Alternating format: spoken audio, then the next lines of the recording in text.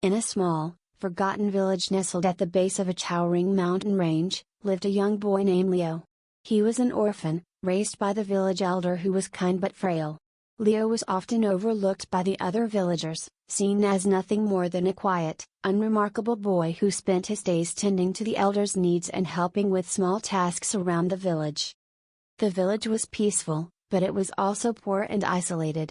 The villagers lived simple lives, farming the rocky soil and fishing in the nearby river. They had little contact with the outside world, and the idea of adventure or heroism was as distant to them as the stars. One day, rumors spread through the village of a terrible creature that had emerged from the mountains, a beast that was terrorizing nearby towns and villages, leaving destruction in its wake. The villagers were terrified, fearing that it would soon come for them. They had no warriors, no weapons, and no hope of defending themselves.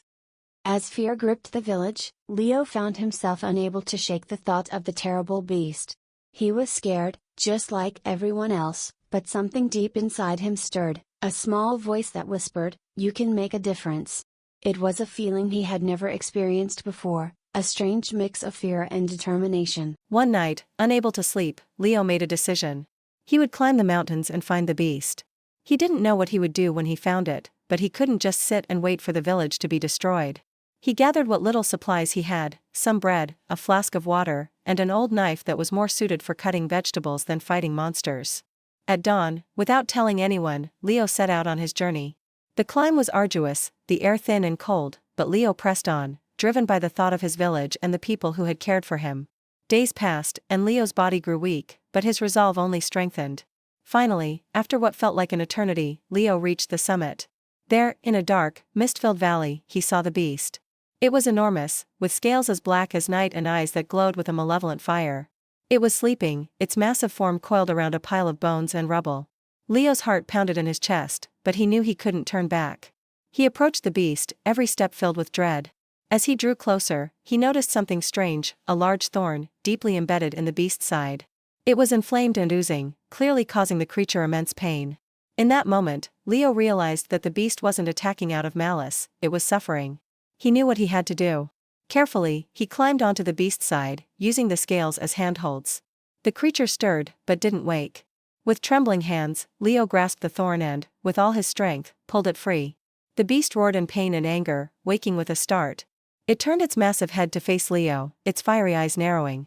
For a moment, Leo thought he was about to be killed. But then, the beast stopped. It looked at the thorn in Leo's hand, then back at him. Slowly, its eyes softened, and it let out a low, rumbling sigh. The beast lowered its head to the ground, and Leo, still shaking, climbed down.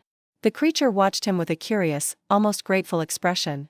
Then, with a powerful beat of its wings, it rose into the sky and disappeared into the clouds. Leo stood there for a long time, trying to comprehend what had just happened. He had done it. He had faced the beast and lived. But more importantly, he had helped it.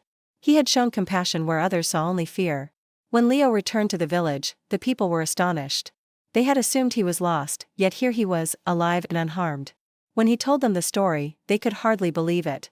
The quiet, unremarkable boy they had always overlooked had saved them all. From that day on, Leo was no longer seen as just an orphan or a helper.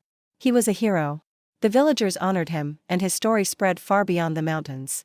Leo's bravery and compassion had turned him from a boy with nothing into a legend that would inspire generations to come. And as for Leo, he never sought fame or glory. He returned to his simple life, helping the elder and the villagers, but now with a deep sense of purpose. He had learned that even the smallest, most overlooked person could make a difference, and that true heroism came not from strength or power, but from the courage to do what was right.